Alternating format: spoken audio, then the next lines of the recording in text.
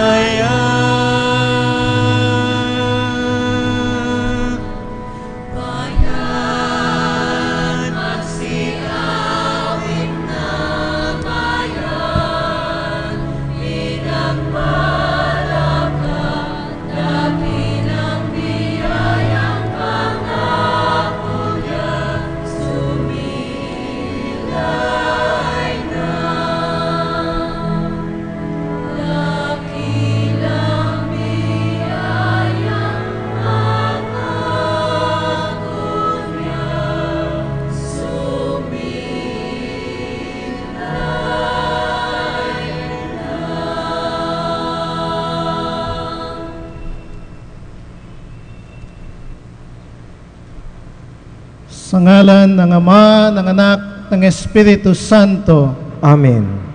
Sumainyo ang kapayapaan. At sumainyo rin. Ngayong araw na ito, sa diwa ng kagalakan at pasasalamat, ay ating ipinagdiriwang ang ika-31 taong anibersaryo sa pagkapari ng ating minamahal na obispo, Roberto Calara Malyari. Iniaalay natin ang banal na misang ito para sa intensyon ng ating mahal na obispo at sa patuloy na ikapagtatagumpay ng ating mga pangarap bilang isang sambayanan.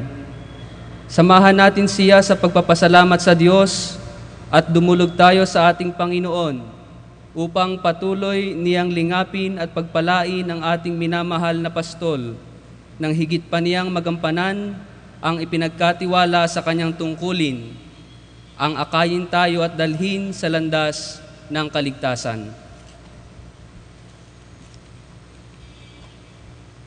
Pinagpapala ng Diyos ang mga nakikinig at tumutupad sa Kanyang salita. Aminin natin at pagsisihan ang mga nagawa nating pagsuway sa kanyang kalooban. Pumarito ka upang magbigay ng galak sa aming mga puso. Panginoon, kawan mo kami. Panginoon, kawaan mo kami. Tinatanglawan mo ang mga naliligaw sa kasalanan at kamatayan. Kristo, kawan mo kami. Kristo, kawaan mo kami. Pinagpapala mo ang mga nagtitiwala sa iyong salita. Panginoon, kawan mo kami. Panginoon, kawaan mo kami. Kawan tayo na makapangyarihang Diyos, patawarin tayo sa ating mga kasalanan at patnubayan tayo sa buhay na walang hanggan. Amen. Gloria in excelsis Deo.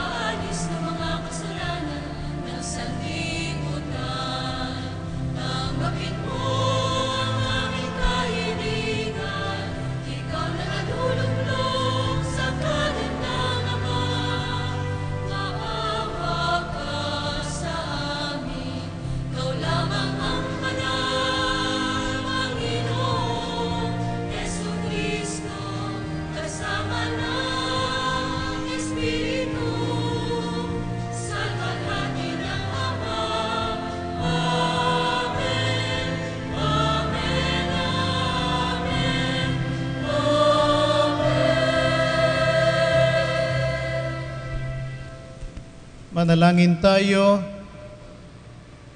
Ama naming makapangyarihan, sa kabila ng maraming kakulangan, minagandang loob mong maging lingkod na hirang akong pinapangasiwa mo sa iyong sambayanan. Ipagkaloob mong marapat kong magampanan ang tungkuling iyong iniatang para pangasiwaan ang iyong bayan na iyong pinamamaalaan sa pamagitan ni Jesucristo kasama ng Espiritu Santo magpasawalang hanggan. Amen. Magsiupo po ang lahat at ating pakinggan ang pagpapahayag ng salita ng Diyos.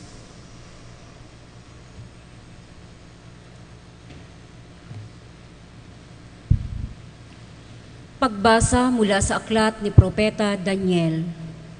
Noong mga araw na iyon, si Haring Belsasar ay nagdaos ng malaking piging para sa 1,000 tagapamahala niya. Nang kasalukuyan silang nagiinuman, ipinakuha ni Haring Belsasar ang mga kagamitang ginto at pilak na sinamsam ng ama niyang si Nabucodonosor sa templo ng Jerusalem. Ipinakuha niya ang mga ito upang inuman nila ang mga maharlika ng kaharian, mga tunay na asawa at mga aliping asawa.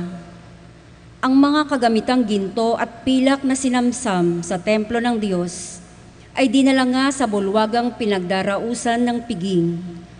Habang sila ay nagiinuman, sinasamba naman nila ang kanilang Diyos-Diyosang ginto, pilak, tanso, bakal, kahoy at bato. Walang ano-ano, lumitaw ang isang kamay at kitang-kita ni Haring Belsasar na ito ay sumulat sa pader ng palasyo sa tapat ng kandelero. Dahil dito, Nangalisag ang kanyang mga balahibo at namutla siya sa matinding takot. At ipinatawag si Daniel at iniharap sa hari. Sinabi nito kay Daniel, "Ikaw ba ang Daniel na kasama sa mga binihag ng aking ama mula sa Huda? Nabalitaan kong sumasa iyo ang espiritu ng mga banal na Diyos. May pambihirang talino ka raw at kaalaman. Nabalitaan ko na marunong kang magpaliwanag ng mga bagay na tulad nito at mahusay kang lumutas ng mga palaisipan. Ngayon, kung mababasa mo at may papaliwanag ang sulat na ito, pararamtan kita ng purpura, kukwintasan ng ginto at gagawing pangatlong tao sa kaharian." Sinabi ni Daniel sa hari, "Mahal na hari, huwag na po ninyo akong bigyan ng anuman. Ibigay na ninyo sa iba ang sinasabi ninyong gantimpala. Babasahin ko na po lamang at ipaliliwanag ang sulat. Nagpakataas kayo sa harapan ng Panginoon. Ipinakuha ninyo ang mga kagamitan sa kanyang templo at ginamit sa inuman. Bukod doon, sumamba kayo sa mga Diyos ninyong yari sa ginto, pilak, tanso, bakal, kahoy at bato, mga Diyos na hindi nakikita ni nakaririnig. At ang Diyos na nagbibigay sa inyo ng buhay ay hindi ninyo pinangarangalan. Kaya ipinadala ang kamay na yaon at pinasulat sa dingding ng inyong palasyo. Ito ang sulat: Mene, Mene, Tekel, Parsin. Ito naman ang ibig sabihin: Mene, nabibilang na ang araw ng iyong kaharian, pagkat wawasakin na ito ng Diyos. Tekel, ikaw ay tinimbang at napatunayang nagkukulang. Parsin, ang kaharian mo ay mahati at ibibigay sa Media at Persya. Ang salita ng Diyos. Salamat sa Diyos. Salmong tugunan, dakilait papurihan, ang poon magpakailanman. Ulitin po ng lahat. Dakilait papurihan, ang poon magpakailanman. Purihin ninyo ang Panginoon araw at buwan. Awitan siya ng papuri at dakilain magpakailanman. Dakilait papurihan, ang poon magpakailanman. Purihin ninyo ang Panginoon, mga bituin sa langit. Awitan siya ng papuri at dakilain magpakailanman. Dakilait papurihan, ang poon magpakailanman. Purihin ninyo ang Panginoon, mga ulan at hamog. Awitan siya ng papuri at dakilain magpakailanman. Dakilait papurihan, ang poon magpakailanman. Purihin ninyo ang Panginoon, lahat ng hanging umiihip sa sandaigdigan.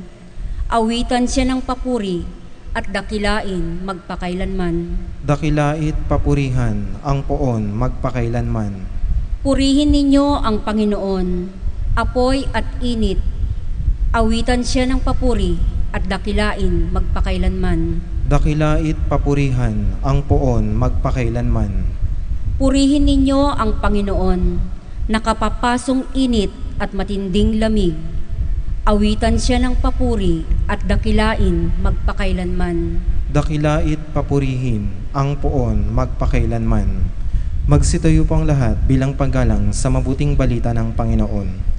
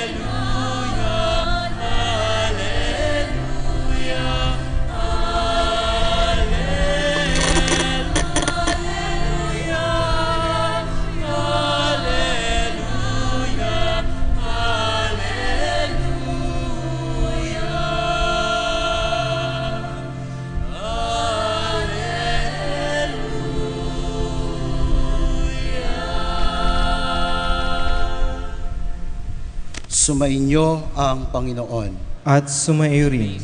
Ang pagpapahayag ng mabuting balita ng Panginoon ayon kay San Lucas. Papuri sa iyo, Panginoon.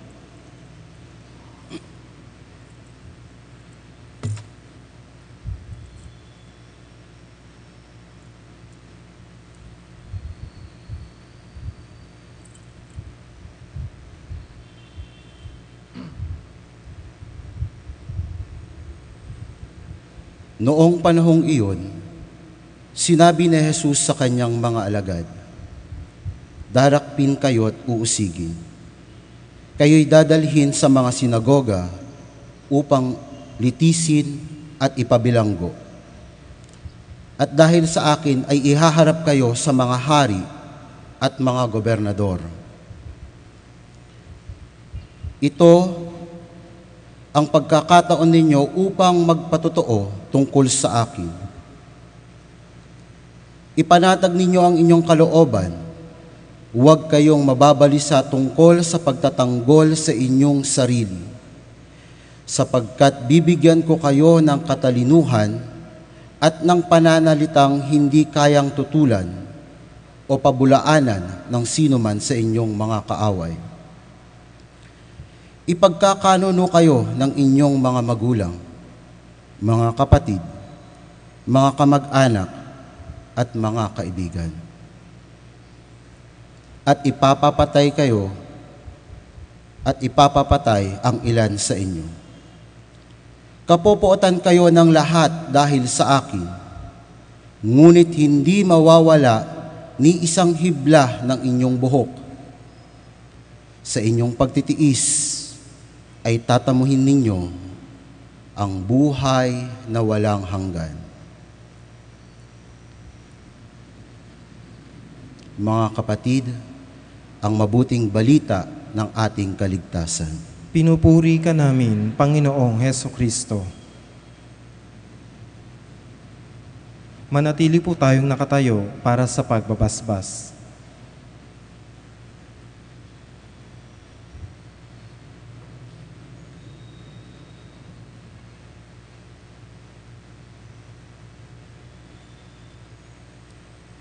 Magsiupo po ang lahat at ating pakinggan ang homilya.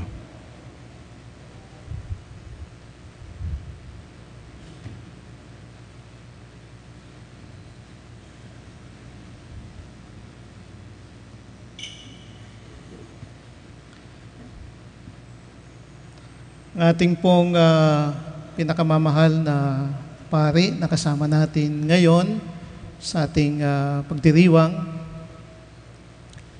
ang aking pong nanay at tatay na nandirito, at ang mga kapatid at pamangkin, mga servant leaders ng ating parokya, mga leaders po ng ating diocese, mga religious sisters na nandirito, mga minamahal kong kapatid kay Kristo. Magandang gabi po sa inyong lahat. Salamat po sa Diyos sa biyayang makasama kayo dito sa pagdiriwang ng misang ito. Nagkataon po, pinagdiriwang ko rin ang 31st sacerdotal anniversary. Naalala ko po nang bago yung ordinasyon namin, madalas sabihin sa amin ni Archbishop Oscar Cruz sa pagpapare, sabi ganyan, kagaya din yan sa pag-aasawa. Ang mahalaga hindi yung kung sino yung mauunang makasal, hindi yung unang maordinahan, kundi yung tatagal sa pagkapare, yung tatagal sa buhay pag-aasawa. Kasi kung minsan, bagamat sinasabi nating ito yung mga sacraments of commitment, ibig sabihin, lifetime commitment. habang buhay na pagtatalaga ng sarili. No?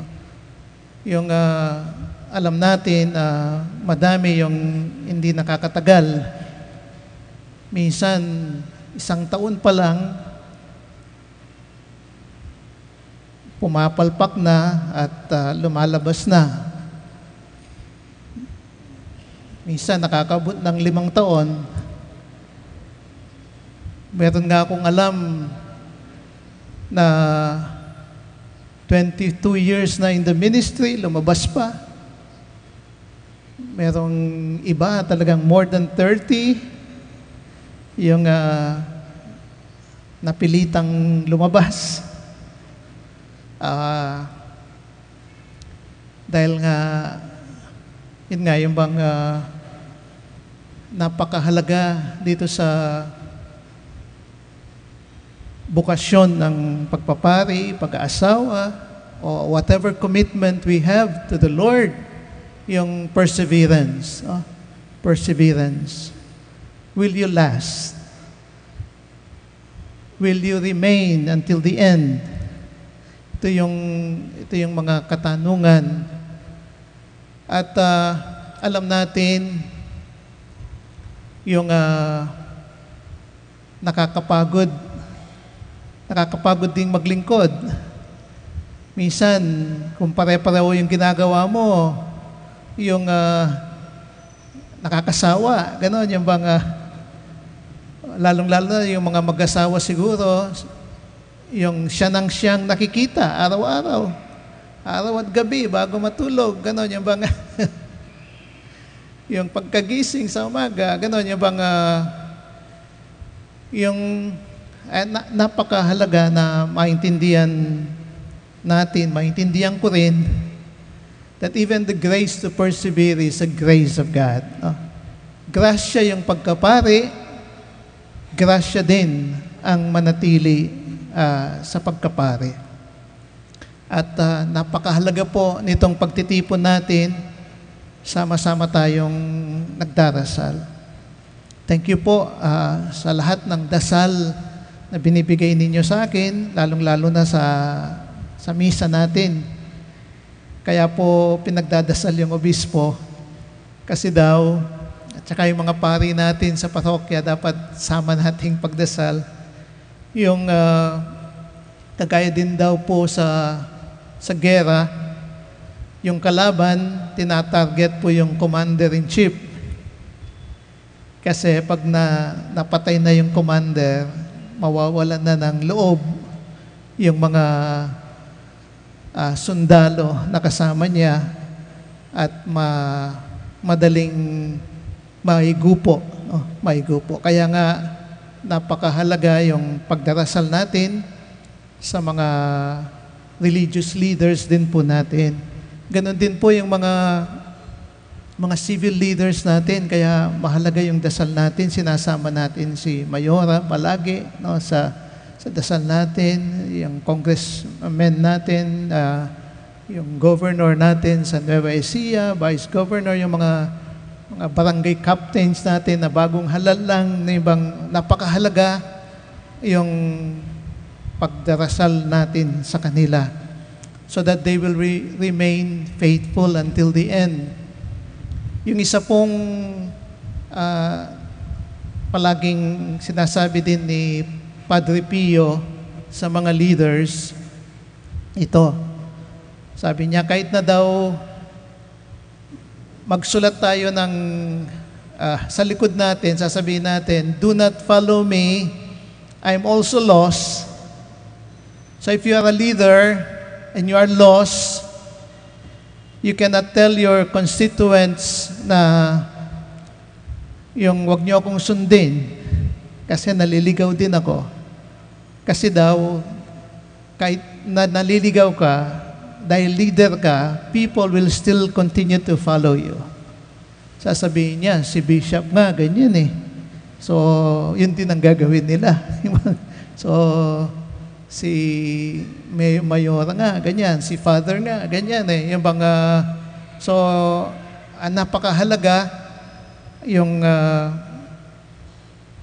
challenge sa akin, sa mga pare, sa mga leaders, mga nanay at tatay na nandirito, na hindi sapat yung salita natin. Hindi sapat yung pangaral natin. Napakahalaga na yung pangaral sinasabuhay. Palagi po nating sinasabi yung you should walk your talk. No? Dapat maging tagapagpatotoo ng mismong pinapangaral, ng mismong sinasabi natin. Dito po sa ating ebanghelyo ngayon, yung sinasabi sa atin yung yung iba-ibang pwedeng maranasan ng mga tapat kay Kristo. Yung persecution, ganyan, yung bang kadugtong po ito nung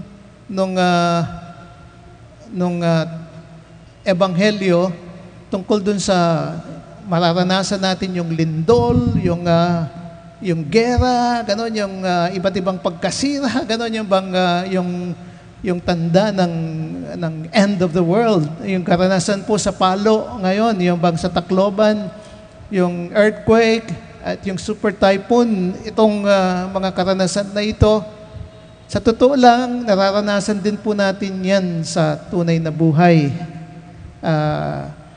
Yung mga pare, ako, hindi naman po kami exempted sa problema, hindi naman kami exempted sa iba't ibang mga pagsubok na dumadating sa atin, sa ating pamumuhay.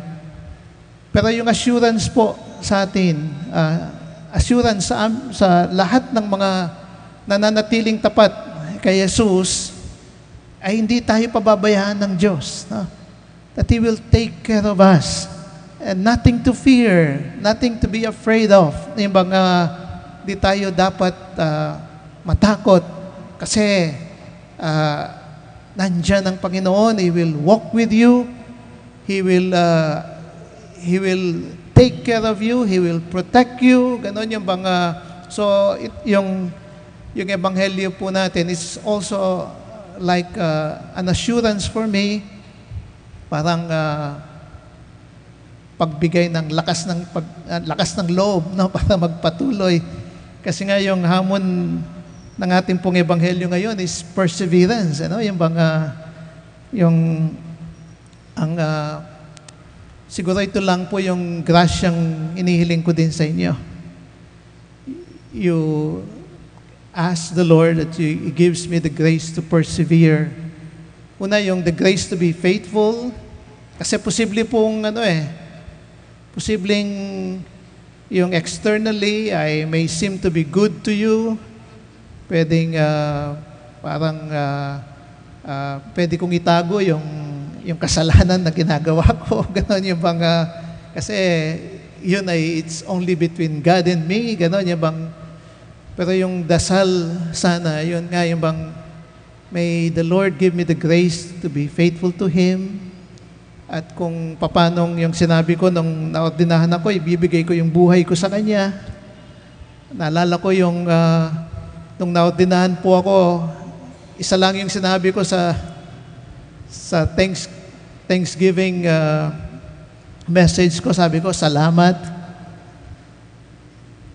At sana yung salamat na ito may sa buhay ko sa pagiging mabuting katiwala by really seeing the value of the gift of the priesthood that I have received and that I will live it out. Ito yung paraan para mapasalamatan ng Panginoon. I cannot thank Him enough. Yung paraan lang na para pasalamatan siya, yung isabuhay yung panawagan niya sa akin. So, please pray for me, for this grace na may sabuhay ko at sana hanggang kamatayan. Pag nakikita po yung tatay ko, 88 years old, sabi ng iba, Bishop, maabutan mo kaya yung 88? Sa akin po, kahit hindi ko po maabutan yung 88, it doesn't matter. Pero ang mahalaga, pag namatay ako, sana po mamatay akong pari, obispo, at tapat sa Diyos na yung bagamat makasalanan, palaging nag-uumpisa para magawa yung inihiling sa akin ng Panginoon, na pag nahulog ngayon, sana tatayo ka agad. Wag nang ipagpabukas, wag nang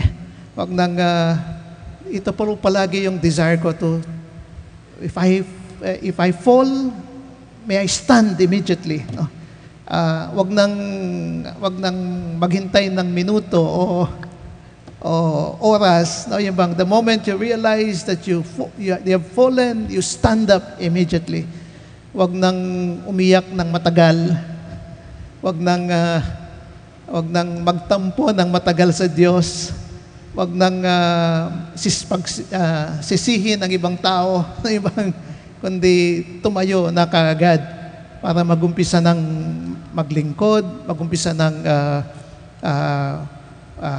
gawin ang nararapat, magmahal sa Diyos at sa kapwa na pinagkatiwala ng Diyos sa akin. So salamat po. Kayo po yung nagbibigay ng kahulugan sa buhay ko. Without you, I am nothing. Without you, my life will have no color. Kayo yung dahilan kung bakit gusto kong maging matapat sa Diyos. Kayo yung dahilan kung bakit gusto kong manatili hanggang sa wakas. And I pray to the Lord, dinadasal ko po na maging grasya sana ako para sa inyo. And may I be an instrument of God to help you see His face. Yung makita sana ninyo yung mukha niya sa pamamagitan ko. Sana makatagpo po ninyo ang Diyos. Madama niyo yung pagmamahal niya. At maniwala kayo sa Kanya. Nandito siya. Gumagalaw siya. Nagtatrabaho siya. Hindi lamang po kathanang isip ang Diyos. Totoo siya. And I hope that my life will really be a witness to the truth of God, to the reality of God, to His love.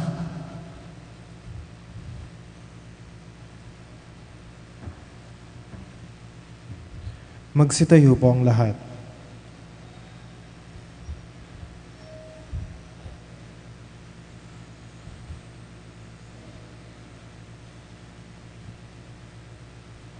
Panalangin natin na matuto tayong magmahal hindi lamang sa salita kundi sa gawa, batid ng ating mga kahinaan.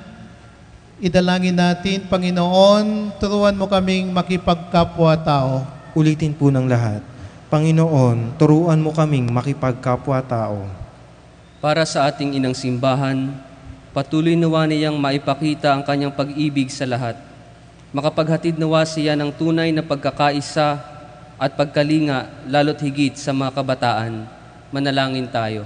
Panginoon, turuan mo kaming makipagkapwa-tao. Para sa ating Santo Papa, mga obispo at kaparian, patuloy nawa nilang mahikayat ang mga kabataan sa pamamagitan ng kanilang buhay paglilingkod upang maging mga buhay na saksi ni Kristo. Ipagpatuloy nawa nila ang kanilang mga pagsisikap na ipakita ang kanilang natatanging pagmamahal sa mga kabataan at mahihina. Manalangin tayo. Panginoon, turuan mo kaming makipagkapwa-tao.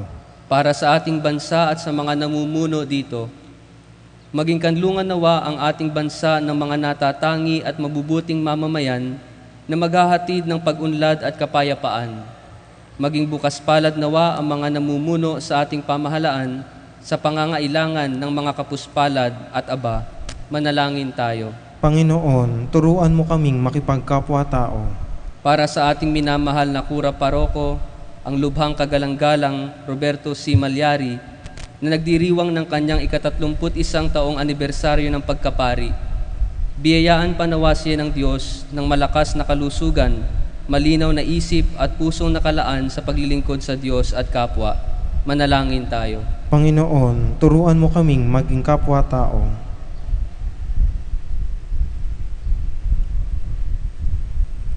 Mahawaing Ama, nagkatipon-tipon kami upang magpuri at magpasalamat sa iyong kagandaang loob. Naway manatili sa amin ang iyong Espiritu habang nagsisikap kaming sundin ang iyong kalooban. Iniiling namin ito kay Kristong aming Panginoon. Amen. Magsiupo po ang lahat at ating awitin ang awit sa pag-aalay.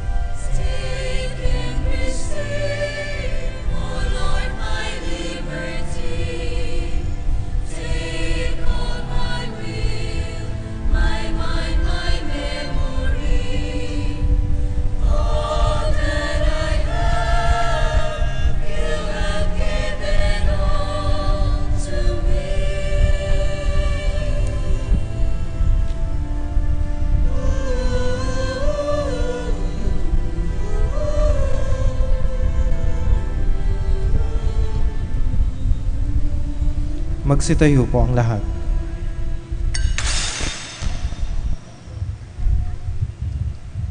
Manalangin kayo mga kapatid upang ang paghahain natin ay kalugdan ng Diyos amang makapangyarihan. Tanggapin nawa ng Panginoon itong paghahain sa iyong mga kamay, sa kapuyaran niya at karangalan sa ating kapakinabangan at sa buong sambayanan niyang banal. Ama naming lumikha, tanang araw at panahon ay nasa iyong mawaing pamamahala. Ang tungkuling minabuti mong saki ipagkatiwala at ang mga alay na ngayon nasa dambana ay taguyod mo upang ang bayan at pari ay magkaisa ng adikain sa ikapagkakaroon ng pagsunod ng kawan at tagapangasiwa at ikapapanatili ng tagapangasiwa sa malasakit na matiyaga sa pamagitan ni Jesucristo kasama ng Espiritu Santo magpasawalang hanggan. Amen. Sumainyo ang Panginoon. At sumainyo rin. Taas sa Diyos ang inyong puso't diwa. Itinaas na namin sa Panginoon. Pasalamatan natin ang Panginoong ating Diyos. Marapat na siya'y pasalamatan. Ama naming makapangyarihan, tunay ngang marapat na ikaw ay aming pasalamatan. Sa iyong kagandaang loob, kami iyong ibinukod upang iyong maitampok sa kadakilaan mong lubos. Kahit na ikaw ay aming tinalikdan dahil sa aming pagkasalawahan, gumawa ka pa rin ng magandang paraang may manguna sa amin para ikaw ay balikan. Kaya't ang iyong minamahal na anak ay naging isa sa mga taong hamak upang may kapwa kaming makapagligtas sa aming pagkapahamak at pagkaligaw ng landas. Kaya kaisa ng mga anghel na nagsisiyawit ng papuri sa iyo nang walang humpay sa kalangitan, kami nagbubunyi sa iyong kadakilaan.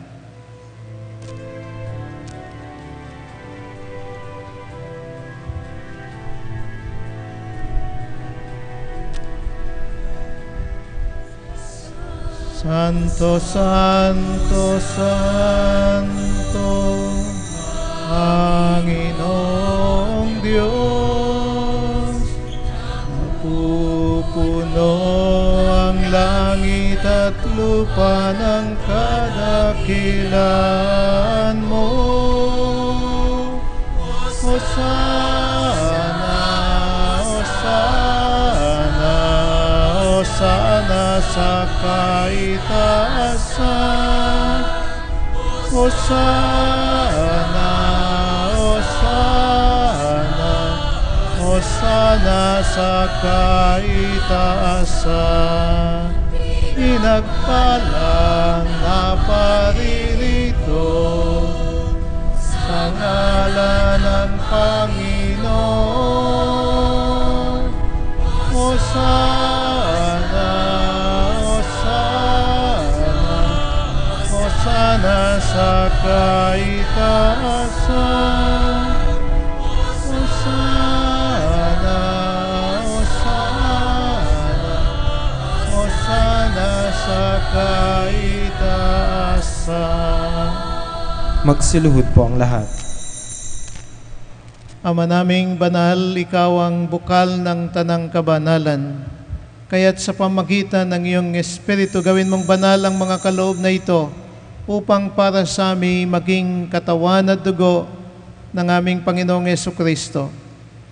Bago niya pinagtiis ang kusang loob na maging handog, hinawakan niya ang tinapay, pinasalamatan kanya, pinaghati-hati niya yon, iniabot sa kanyang mga alagad at sinabi, "Tanggapin ninyong lahat ito at kanin. Ito ang aking katawan na ihahandog para sa inyo."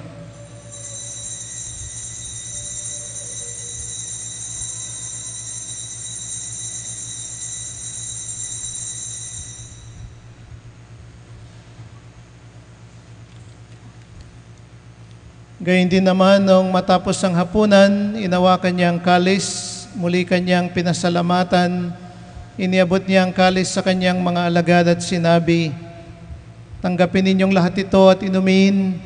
Ito ang kalis ng aking dugo, ng bago at walang hanggang tipan. Ang aking dugo na ibubuhos para sa inyo at para sa lahat, sa ikapagpapatawad ng mga kasalanan. Gawin ninyo ito sa pag-alala sa akin."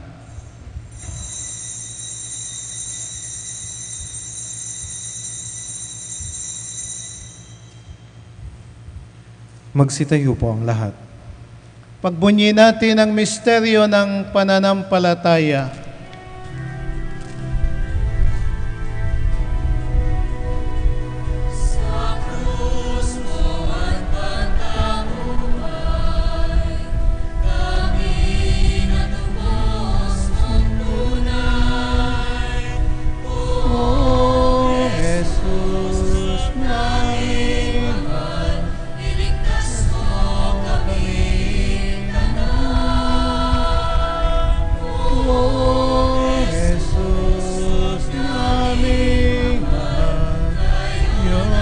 Magpakailanman.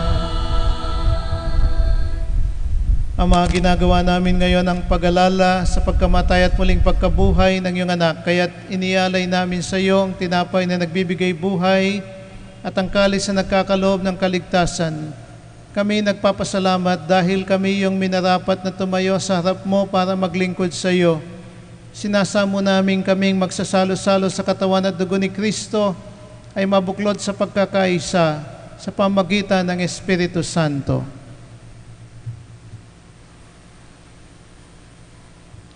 Amalingapin mo ang iyong simbahang laganap sa buong daigdig. Puspusin mo kami sa pag-ibig kay San Francisco na aming Papa, ni Roberto na aming Obispo at ng Tanang Kaparian. Alalahanin mo rin ang mga kapatid naming nahimlay na may pag-asang sila'y muling mabubuhay, gayon din ang lahat ng mga pumanaw. Kaawaan mo sila at patuloyin sa iyong kaliwanagan.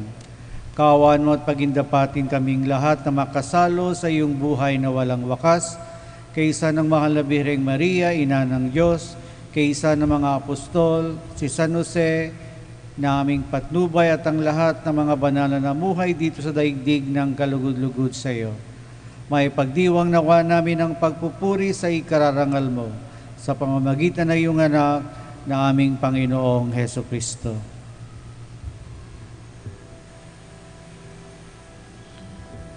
Sa pamamagitan ni Kristo, kasama niya at sa Kanya,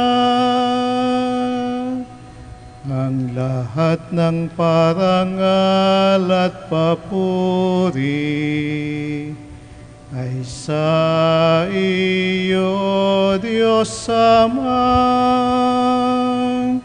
makapangyarihan, kasama na Espiritu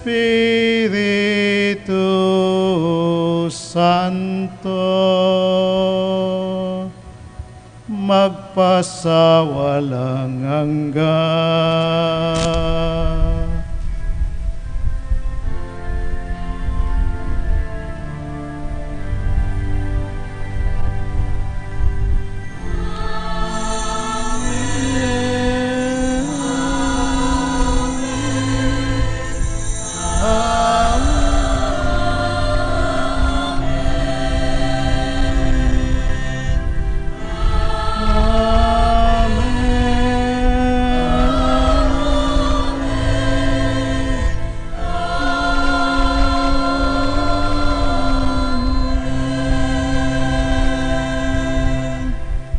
Sa tagubilin ng mga nakagagaling na utos at turo ni Jesus na Panginoon natin na Diyos, pahayag natin ang lakas loob.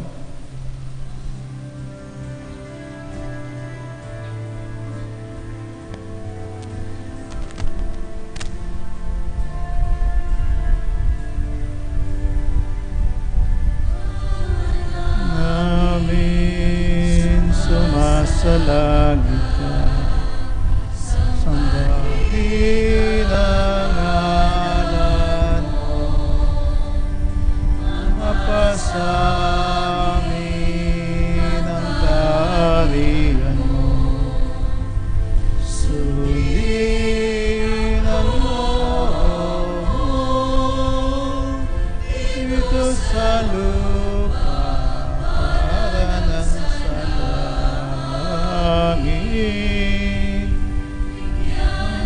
Po kami aming kakanin sa aming araw,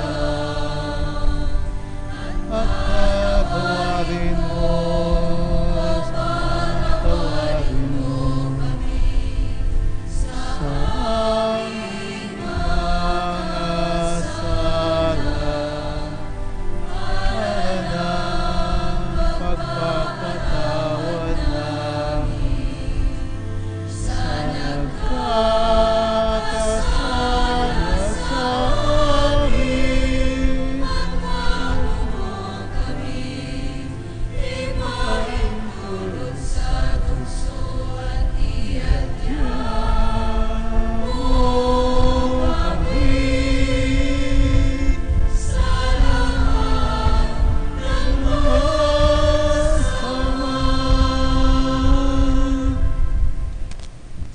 ng hiniling namin kami yadya sa lahat ng masama, pagkalooban ng kapayapaan araw-araw, iligtas sa kasalanan at ilayo sa lahat ng kapahamakan.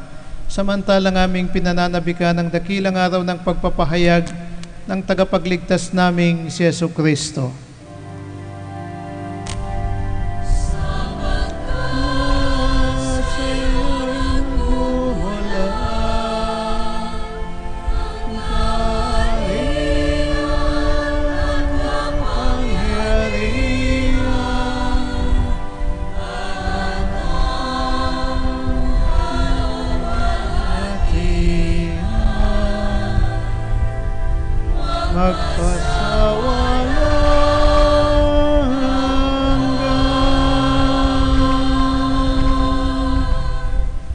Panginoong Jesucristo, sinabi mo sa iyong mga apostol, kapayapaan ang iniiwan ko sa inyo, ng aking kapayapaan ang ibinibigay ko sa inyo. Tunghayan mo ang aming pananampalataya at huwag ang aming mga pagkakasala. Pagkalooban mo kami ng kapayapaan at pagkakaisa ayon sa iyong kalooban, kasama ng Espiritu Santo magpasawalang hanggan. Amen.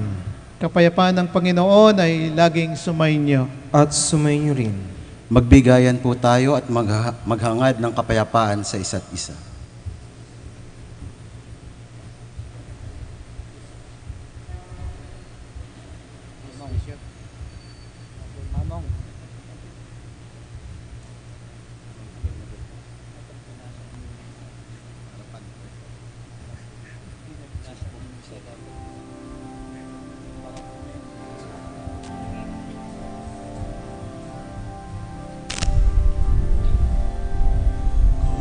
Kordero ng Diyos na nag-aalis ng mga kasalanan ng mundo, maawa ka sa amin.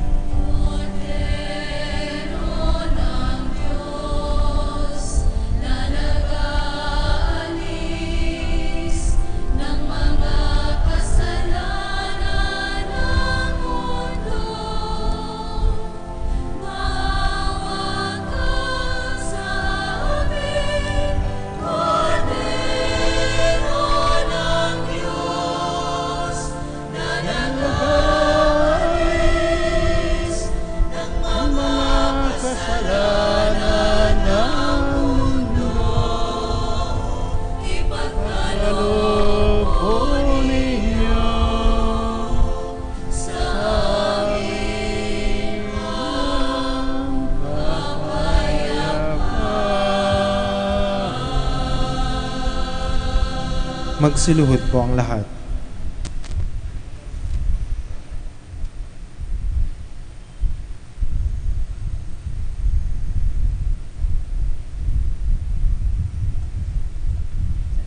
Narito ang kordero ng Diyos.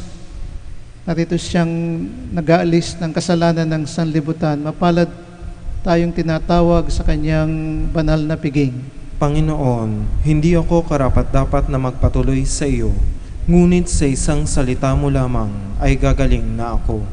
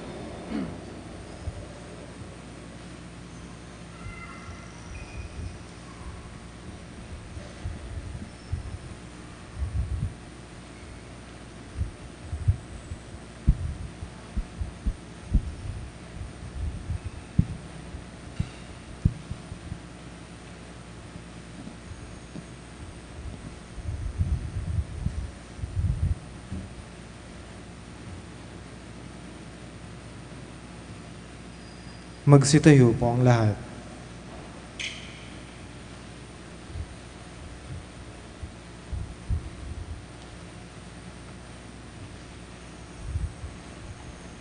Manalangin tayo.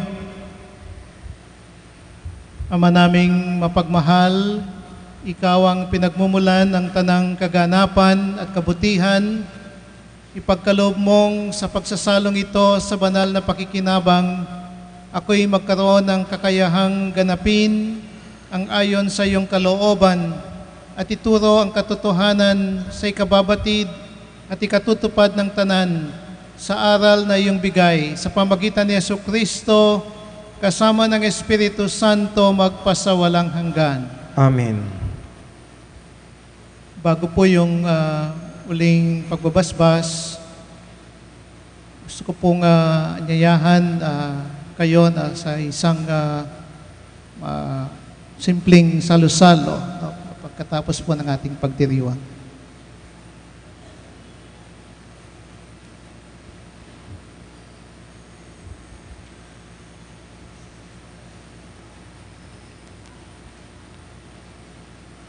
Sumayin niyo ang Panginoon At sumayin niyo rin.